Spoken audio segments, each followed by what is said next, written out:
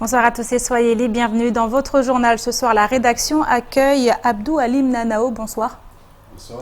Alors vous êtes secrétaire fédéral à la coordination du Parti Socialiste. On reviendra avec vous à Mayotte, effectivement. On reviendra avec vous sur cette élection législative avec justement un de vos candidats, Ahmed Tiali, qui a été élu à la députation. On en parle tout à l'heure avec vous. Vous restez avec nous.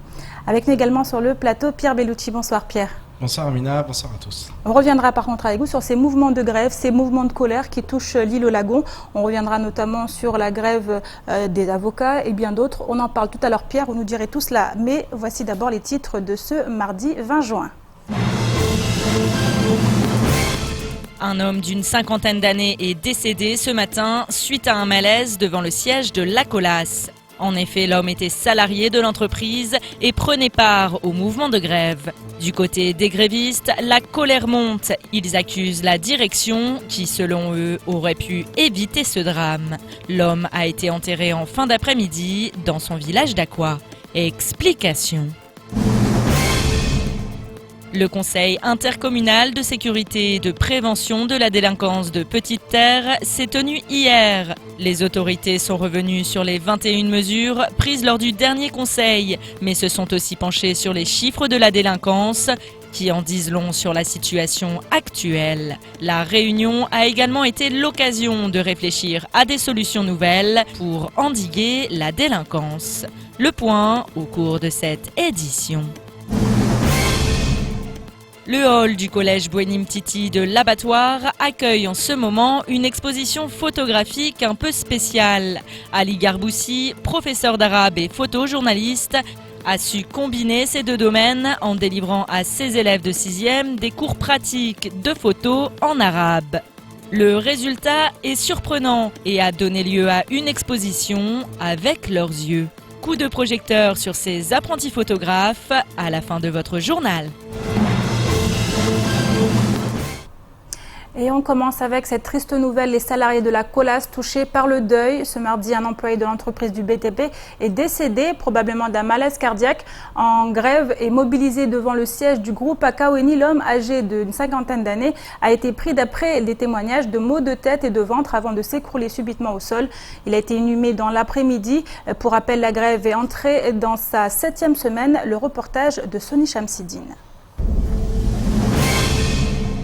C'est un ami et un camarade que les salariés de la Colas pleurent. Ce mardi matin, un agent de la société de BTP est décédé à la suite d'un malaise devant le siège du groupe français. On était assis correctement aux abords de notre point habituel et du coup le monsieur il se plaignait de mal de ventre, il se plaignait de mal de tête, du coup à l'estomac et il s'écroulait tout seul par terre et du coup à partir de là on a appelé les pompiers et les gendarmeries pour qu'ils viennent intervenir. C'était un homme très gentil, très sociable qui était à l'écoute de tout le monde. Un élément très important dans la vie comme dans le travail. Oui, exactement. Oui, on a perdu un grand homme, oui. C'est quelqu'un très sympa, c'est pas quelqu'un nerveux, c'est quelqu'un vraiment généreux, quoi.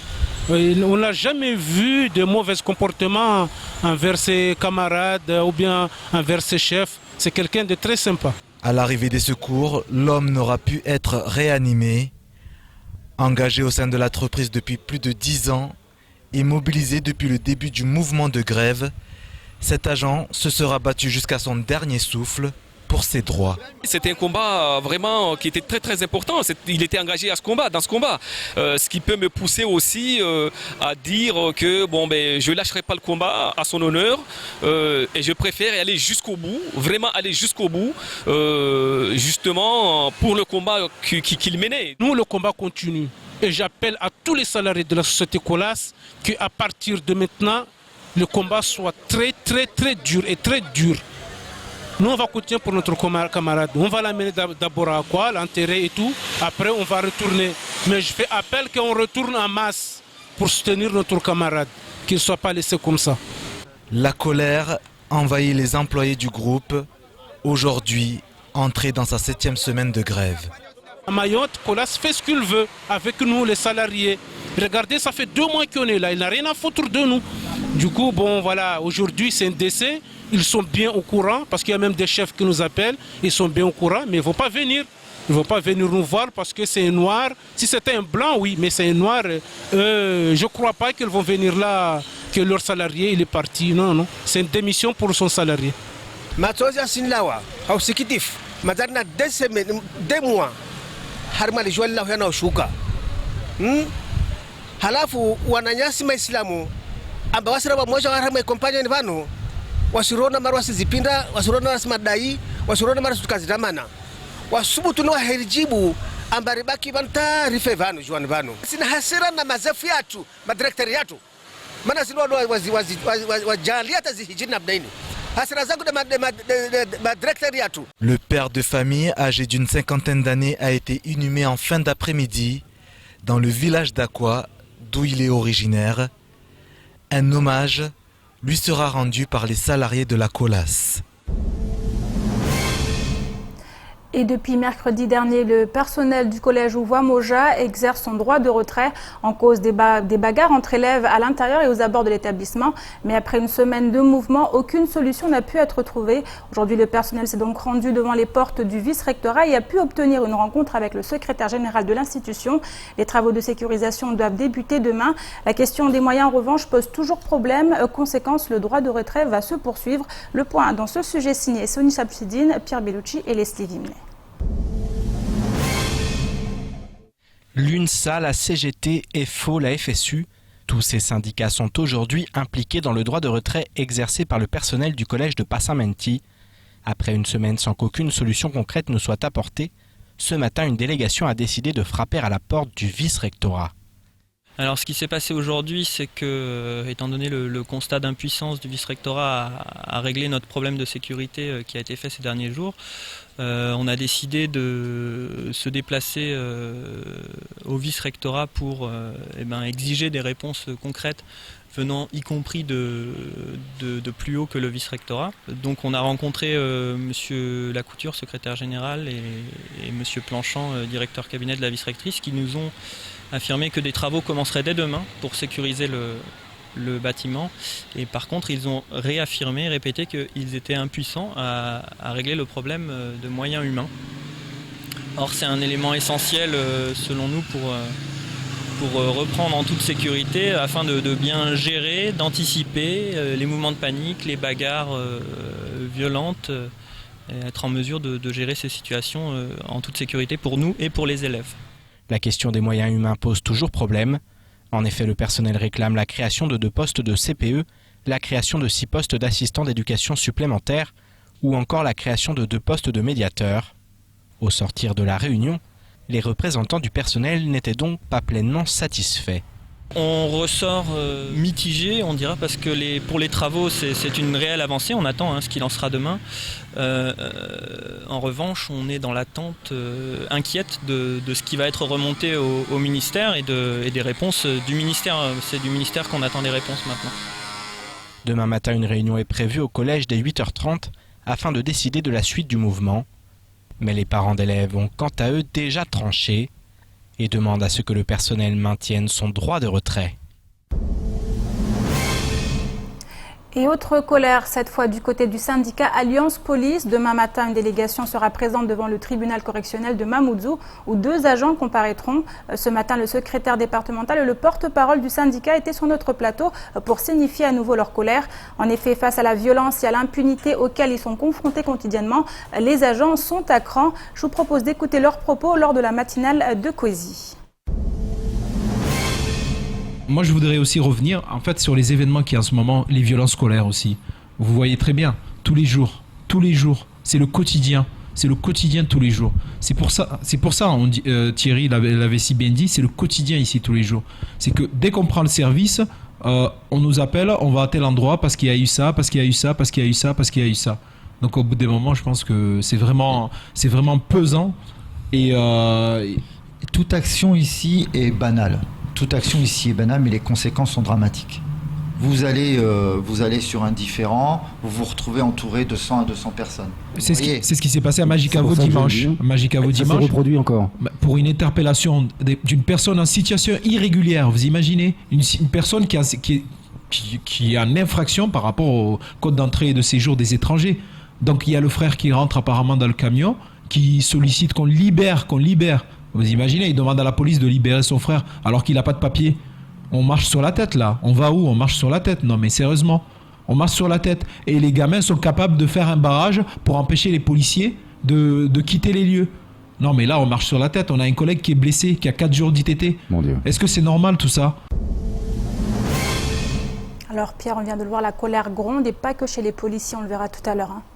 Oui, effectivement, on voit ce qui se passe à la Colasse depuis plusieurs semaines, depuis 7 semaines maintenant. On voit également ce qui se passe du côté du collège Geoffroy-Moja où il y a beaucoup de colère. Alors, cette colère, elle est bien souvent liée aux revendications salariales, ça c'est un fait, mais aussi à l'insécurité, aux problèmes de violence. C'est le cas au collège Geoffroy-Moja, c'est le cas pour les policiers qui n'en peuvent plus. Ils l'ont redit ce matin, le syndicat Alliance réclame d'urgence, de toute urgence, des moyens matériels et humains pour pouvoir exercer dans des conditions dignes et puis pour ne pas être justement comme ça sera le cas demain dans des situations où ils risquent de se mettre hors la loi puisque demain il va y avoir effectivement plusieurs policiers qui vont comparaître devant le tribunal de grande instance en correctionnel et donc ils seront là en soutien devant le tribunal pour expliquer que si effectivement il y a parfois des bavures, c'est parce que aujourd'hui ils sont clairement en sous-effectif et que ça risque de se reproduire à l'avenir, donc il faut absolument qu'il y ait des moyens qui soient mis à leur disposition très très rapidement et qu'il y ait surtout des hommes qui arrivent.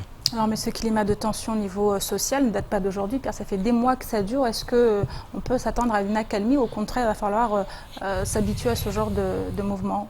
Écoutez, je crois que tout va se décider dans les toutes prochaines semaines, puisque effectivement on a maintenant un nouveau gouvernement, on a une nouvelle Assemblée nationale, donc ça y est, les élections sont terminées, il y aura les sénatoriales bien entendu, mais on va dire que le gros est fait et que maintenant il y a de grandes chances pour qu'au sénatorial ça se passe comme ça s'est passé et que le président de la République ait les mains libres pour gouverner. Donc maintenant tout le monde a les yeux rivés vers Paris et savoir quelles vont être les premières mesures qui vont être annoncées pour le département, et bien entendu que les policiers qui sont entrés en contact et qui ont eu des bonnes nouvelles dans un premier temps, attendent maintenant la concrétisation, attendent de voir effectivement des hommes arriver.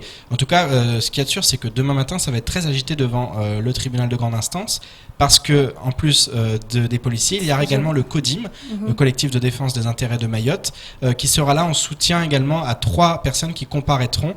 Souvenez-vous, il y avait eu un cambriolage et ils s'étaient fait justice eux-mêmes. En tout cas, ils avaient séquestré le cambrioleur qui a porté plainte et aujourd'hui il se retrouve dans la justice. Donc beaucoup de colère du côté du CODIM. Voilà.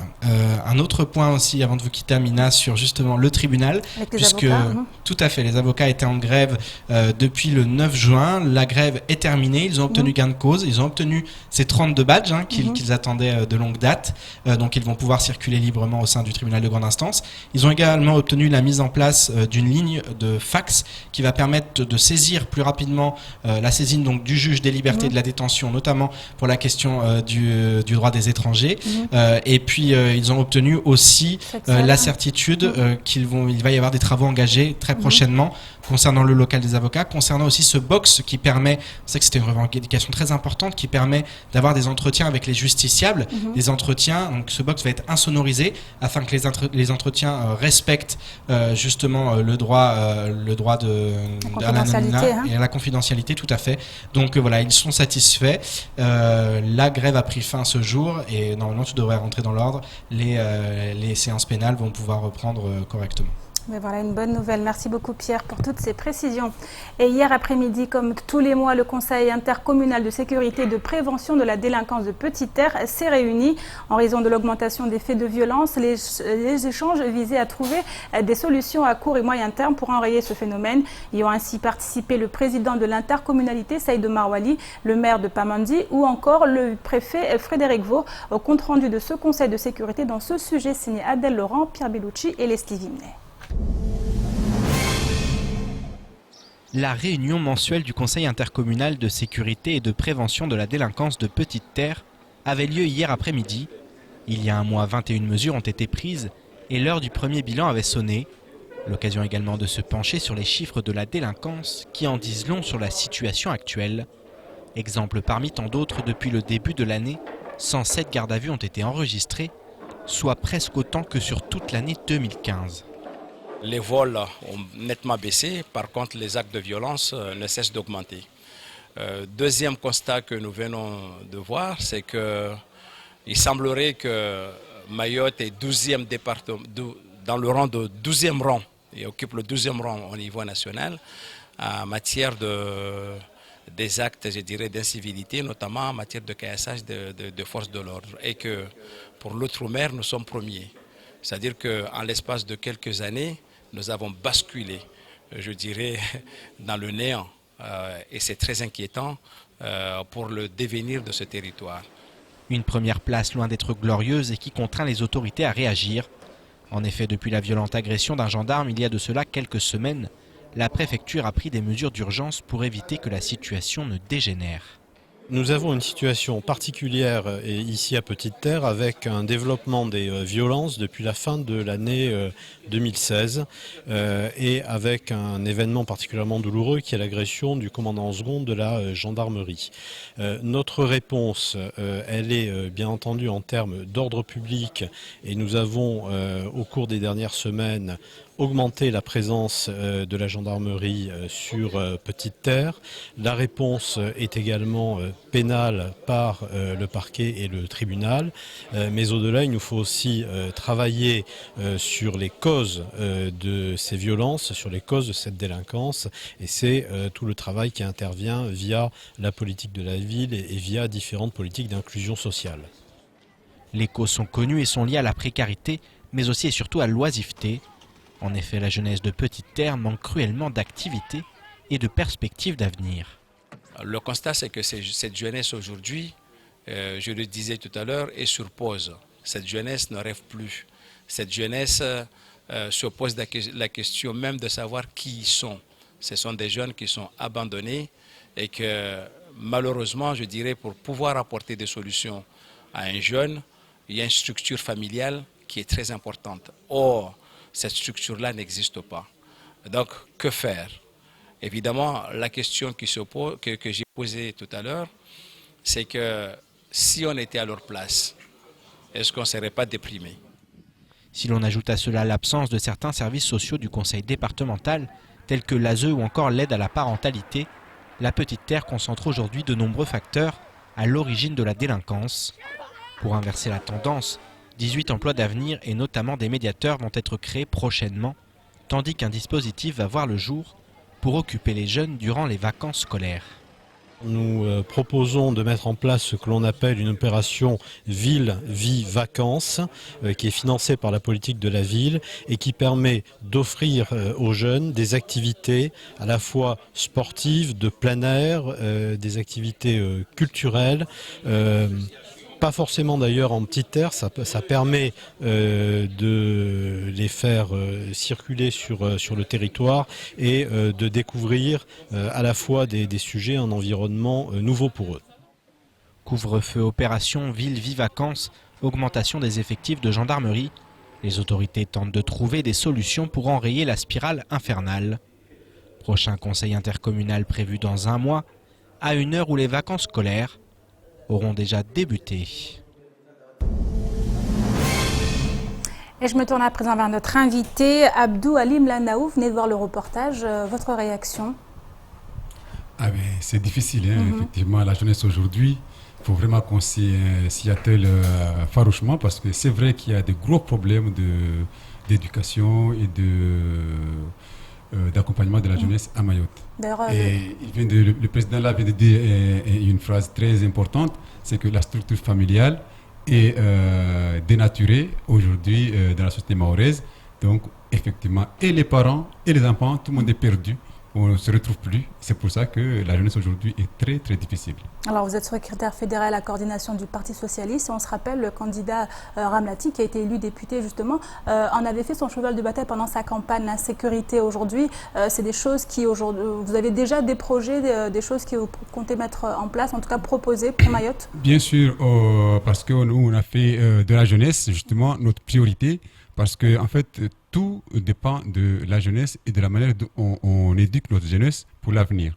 Parce que si on laisse les choses prendre le dessus, on a un avenir qui n'est pas très clair. Alors revenons sur cette élection, l'élection de Ramlati Ali à la tête en tant que parlementaire maoré, député PS. Aujourd'hui, votre réaction dans votre camp avec ce qui s'est passé, on a vu ce recomptage de voix. Oui, ça a été très difficile. Hein. On a failli faire une crise cardiaque dimanche soir parce que tous les 15 minutes, il y avait un rebondissement.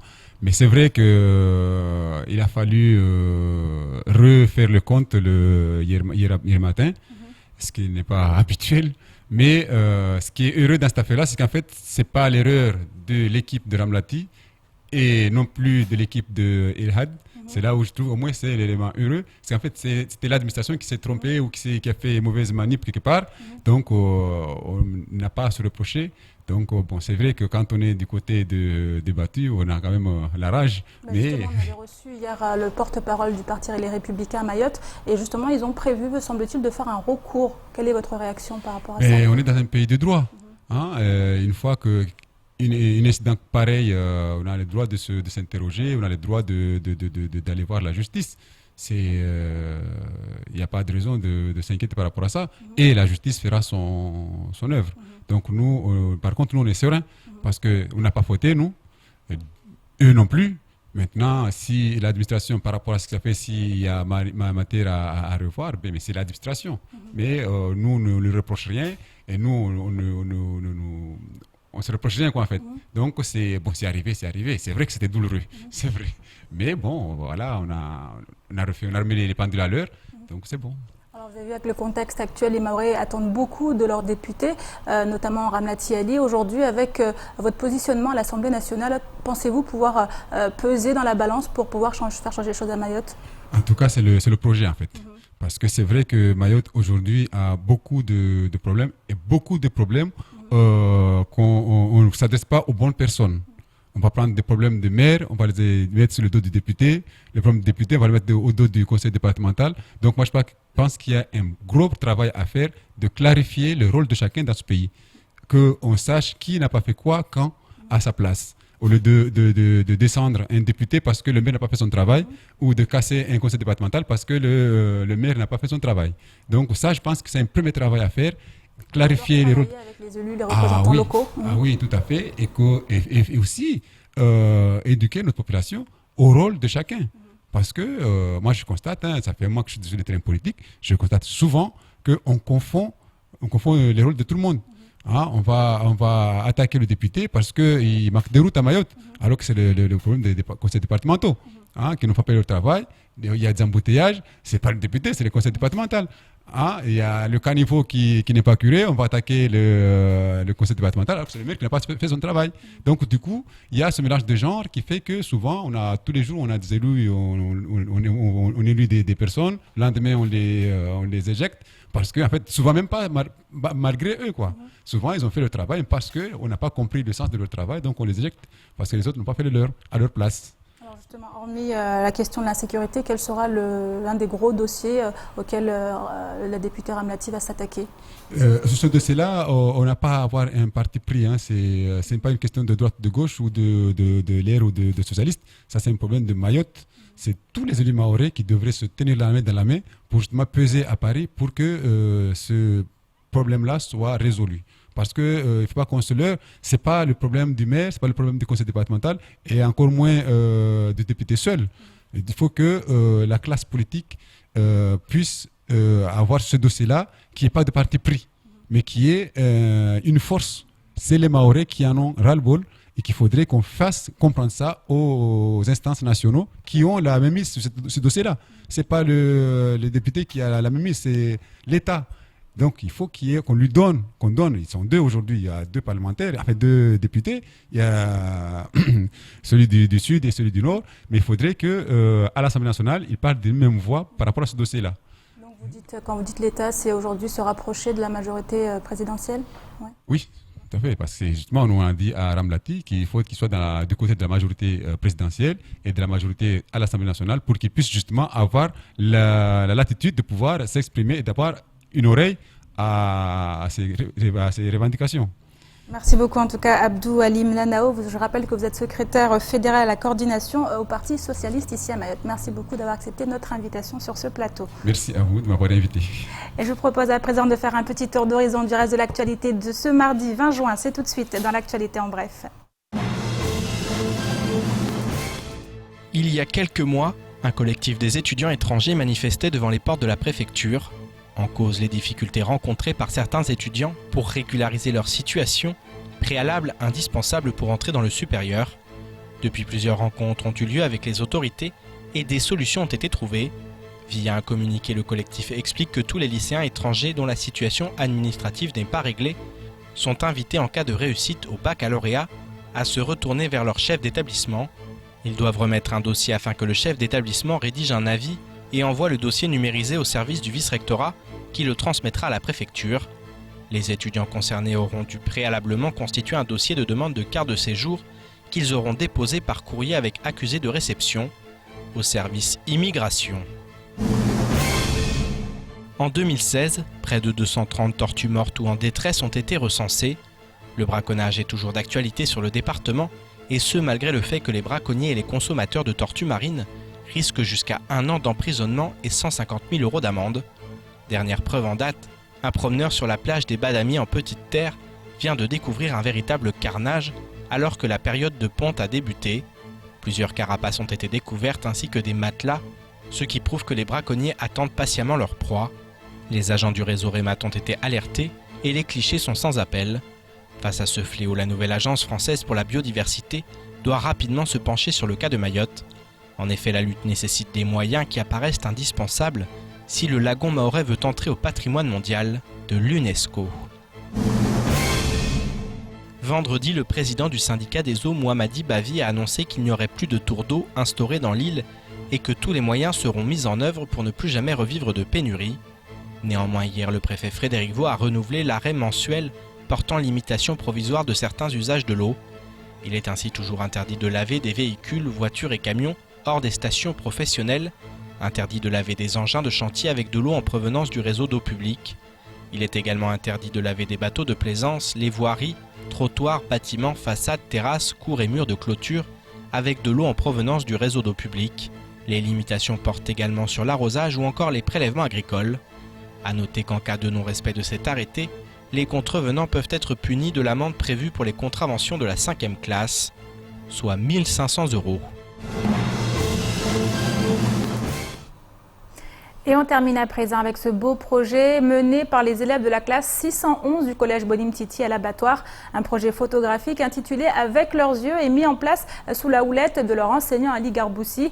Professeur d'arabe mais aussi photojournaliste, l'homme a souhaité à travers ce projet initier ses élèves aux techniques photographiques mais aussi travailler leur regard sur leur environnement et le monde qui les entoure. Coup de projecteur donc dans ce reportage signé Adèle Laurent. Ali Garboussi est professeur d'arabe au collège Bonim Titi, mais il est également photojournaliste. Inventif, il a réussi à mixer ces deux métiers à travers un projet mené durant l'année avec ses élèves de 6e. Ces derniers ont ainsi pu recevoir des cours de photographie en arabe. L'apprentissage à travers l'action rentre en effet dans la réforme des collèges, qui laisse une grande place à l'innovation et à l'interdisciplinarité. Les axes forts de notre projet d'établissement, c'est de travailler sur l'ouverture culturelle, sur l'ouverture sur le monde. Et là, dans le cadre de l'ouverture culturelle, il a travaillé sur des images, sur des photos, et les élèves se sont investis. Et là-dessus, je pense qu'on a presque marqué des points, si je puis dire, d'autant plus que l'enthousiasme des enfants pour ce projet a été sans faille. En effet, les apprentis photographes ont manifesté un engouement tout particulier à apprendre à maîtriser les techniques photographiques tout en travaillant leur regard sur leur environnement. Et les photographes ont fait le choix du noir et blanc, avec un rendu proche des photographies des années 60, ce parti pris donne une atmosphère intemporelle à leurs photos.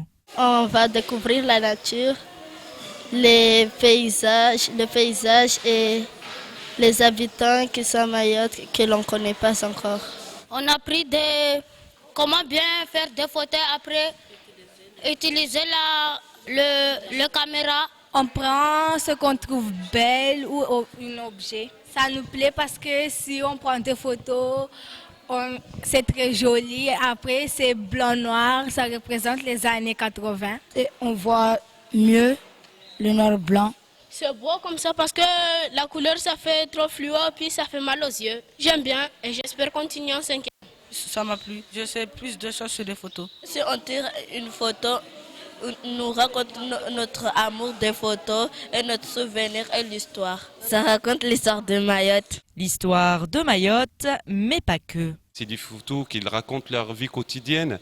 Il y a des photos qui racontent leurs problèmes. Il y a des photos qui racontent leur envie. Il y a des photos qui racontent leur passé. Et cet lien qui est très très fort entre un élève et le caméra, il a donné un trésor que je vois aujourd'hui, les photos, qui chaque photo a son histoire, chaque photo a son univers, chaque photo a ses personnages différents. Je suis le prof le plus fier, je pense, cette année. Et en effet, ces photographies permettent de voir Mayotte sous un autre angle, à travers le regard des enfants. Et chaque photo raconte une histoire dont nous parlent ces jeunes élèves. On a pris une photo d'une personne qui fait des habits pour représenter son métier. Ça raconte d'un pêcheur, une histoire d'un pêcheur. Pour rencontrer qu'à Mayotte, il y a aussi des pêcheurs. C'est ma soeur. Et pourquoi tu as choisi de prendre ta soeur? Parce que je l'aime. J'ai tiré une photo du bébé parce qu'elle était beau, pour montrer à Mayotte comment comme les enfants de Mayotte jouent, rigolent pour s'amuser. J'aime tirer des photos pour montrer que Mayotte c'est très joli et je m'amuse beaucoup et ça me passionne beaucoup pour tirer des photos. Si on veut faire le métier de journaliste ou bien photographe, d'abord, si on sait qu'en 6e ou bien en 5e on a déjà fait ça, ça va nous aider à faire quand on serait grand. Des élèves investis qui ont, sinon trouvé leur vocation, en tout cas beaucoup appris. Pour Ali Garboussi, le challenge est relevé. Je pense que ça donne une autre image de Mayotte, des élèves de Mayotte. Ces élèves sont des artistes. Et on a des élèves à 10 ans, à 11 ans, qui peuvent faire des photos à cette hauteur, à cette force, à cette beauté. C'est vraiment très très fort. Ils ont des grands talents et je pense qu'ils méritent qu'on fait attention à eux, qu'on l'aide pour atteindre jusqu'à leur but. Et ces photos ne resteront pas sur les murs. En effet, Ali Garboussi prépare la réalisation d'un livre sur cette histoire en partenariat avec un écrivain. Un autre projet à suivre de près. Et c'est la fin de cette édition. Merci à vous de l'avoir suivi. Une édition rediffusée sur OAM5, également disponible en replay sur notre site l'infocoesie.fr, sur YouTube et sur notre page Facebook. Demain matin, retrouvez toute l'équipe de la matinale dès 6h. Quant à moi, je vous donne rendez-vous demain soir pour une nouvelle édition du journal. Excellente soirée à vous sur KTV et à demain.